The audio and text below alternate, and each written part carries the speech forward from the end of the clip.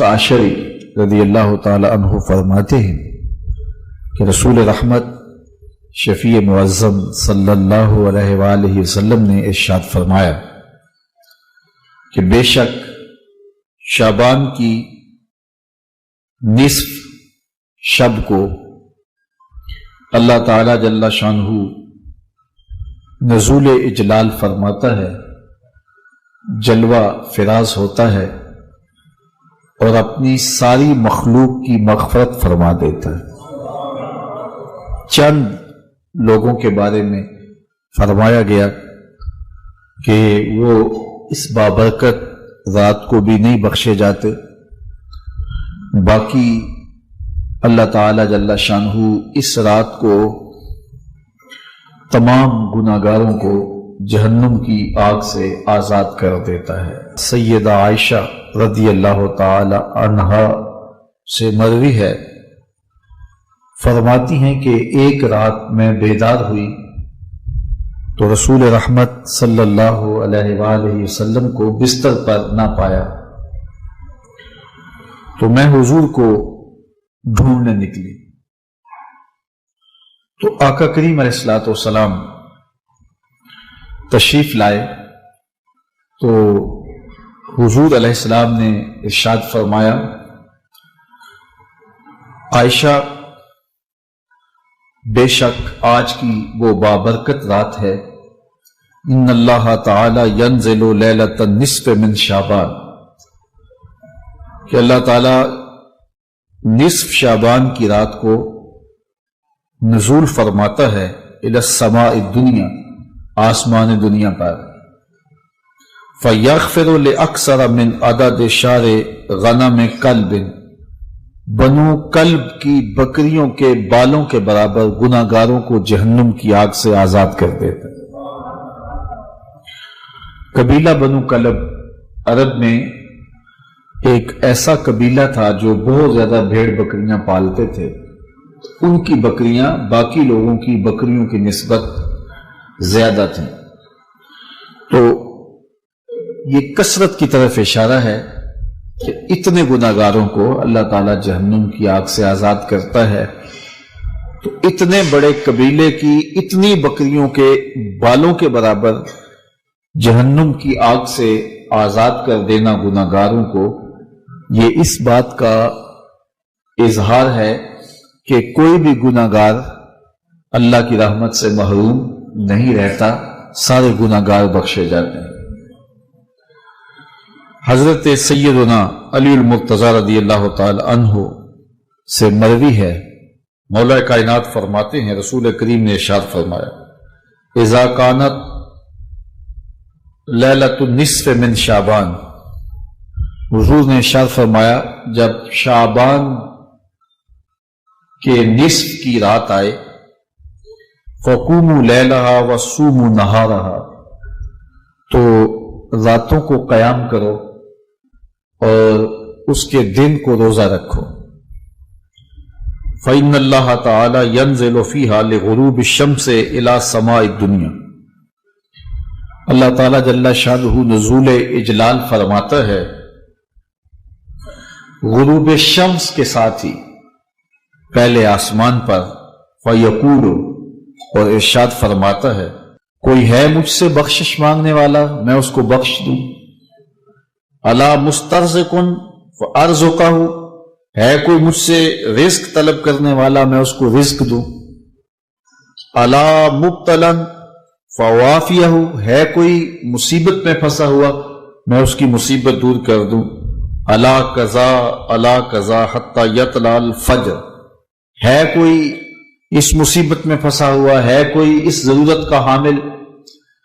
تو یہ اللہ تعالیٰ ارشاد فرماتا رہتا ہے یہاں تک کہ فجر طلوع ہو جاتی ہے، تو طلوع فجر تک اس رات کو اللہ کی رحمتیں آواز دیتی ہیں کہ کوئی مانگنے والا ہو تو دستے طلب دراز کرے، میں اس کی جھولی خیرات سے، برکات سے، انوار سے، رحمتوں سے بھر دوں، ہم تو مائل بکرم ہیں کوئی سائل ہی نہیں، راہ دکھلائیں کسے راہ روے منزل ہی نہیں، जलवाए तूर तो मौजूद है, कोई मूसा ही नहीं। तो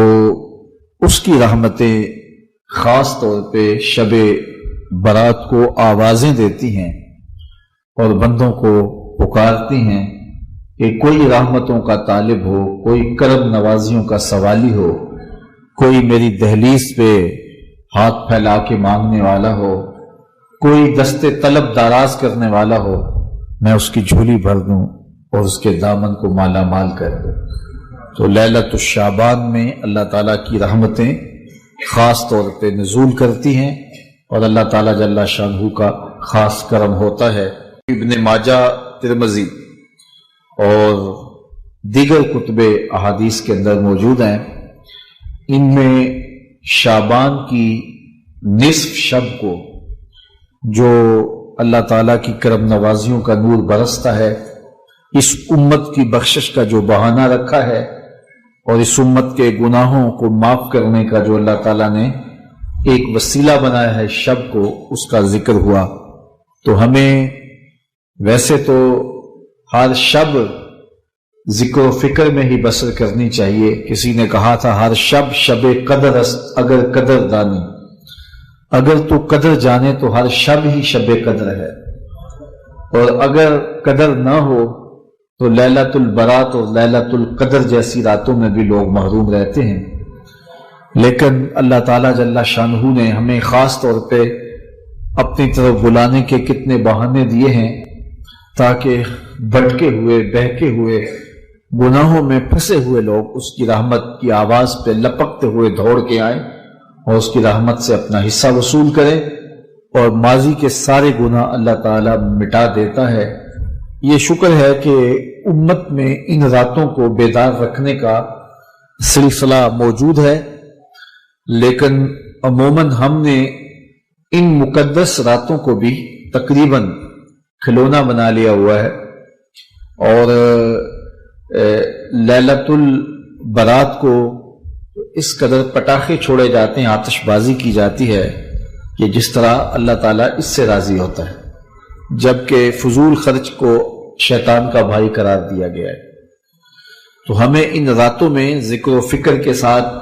दुआ इस्तिग़फ़ार के साथ, इबादत के साथ बसर करना चाहिए, तस्बीह और तहलील में इस रात को गुजारना चाहिए और सच्ची तौबा करनी चाहिए। एक रस्म के तौर पे नहीं कि सारी रात जाके और हम तौबा करें, सुबह हमारी जिंदगी के मामूलात वही हों जो एक दिन पहले हों। सच्ची तौबा की अलामत यह है कि इंसान की जिंदगी बदल जाती है। सच्ची तौबा की शराइत है कि माँ कबल से तौबा करे और आइंदा उन कामों के ना करने का अज़्म मुसम्मम करे, और जब उस पे कायम रहेगा तो फिर उसकी तौबा कबूल है। लेकिन अगर वो अपनी जिंदगी के तेवर नहीं बदलता और सारी रात तौबा तौबा पुकार उठता है, तो ऐसी तौबा से तौबा भी तौबा तौबा करती है कि ये क्या तमाशा कर रहा है। तो हमें खुलूस के साथ, लिल्लाहियत के साथ सच्ची तौबा अपने गुनाहों से करनी चाहिए। जिंदगी की कीमती सांसें और लम्हे और घड़ियां हमारी तेजी के साथ गुजर रही हैं। कल जो बड़े ताकतवर थे आज वो कमजोर हैं, कल जो जवान थे आज बूढ़े हैं, कल जो बच्चे थे आज वो जवान हैं, आज जो बूढ़े हैं कल कब्र का रिज़्क बनने वाले हैं। तो हमें नहीं पता कि हम उठने वाला अगला कदम कहां रख रहे हैं। जिंदगी मुख्तसर है और अल्लाह ताला ने हमें जो मौत का वक्त दिया है अल्लाह की नजर में, उसके इल्म में मुतय्यन है, लेकिन हमें उसकी कतन खबर नहीं है। यहां बूढ़े और बच्चे और जवान की कोई तमीज नहीं है। यह अल्लाह ताला के इल्म में है कि हमारा उठने वाला अगला कदम मौत की वादी में है या अभी जिंदगी की सांसें बाकी हैं। तो इसलिए बुजुर्ग फरमाते हैं हर रात को तौबा करके सो, इस ख्याल से कि यह जिंदगी की कहीं आखिरी रात ना हो, और हर नमाज को अदा करो इस ख्याल से कि कहीं ये जिंदगी की आखिरी नमाज ना हो। और ऐसा होता है ایک شخص کی وفات کا اچانک اعلان ہوتا ہے تو ہم کہتے ہم نے ابھی تو اس کو سبزی والی دکان پہ دیکھا تھا، لیکن وہ جہاں بھی ہے موت جب آتی ہے تو ایک لمحے کا تقدم اور تاخر نہیں ہوتا ہے۔ تو مجھے اور آپ کو اپنی آخرت کے لیے سخت فکر مند ہونا چاہیے اور ہمیشہ اللہ کی حضور رجوع، توبہ اور انابت سے اپنے گناہوں کی معافی کا سوال کرنا چاہیے اور اپنی زندگی کو ہر طرح سے جو ہے وہ منظم اور مرتب کرنا چاہیے۔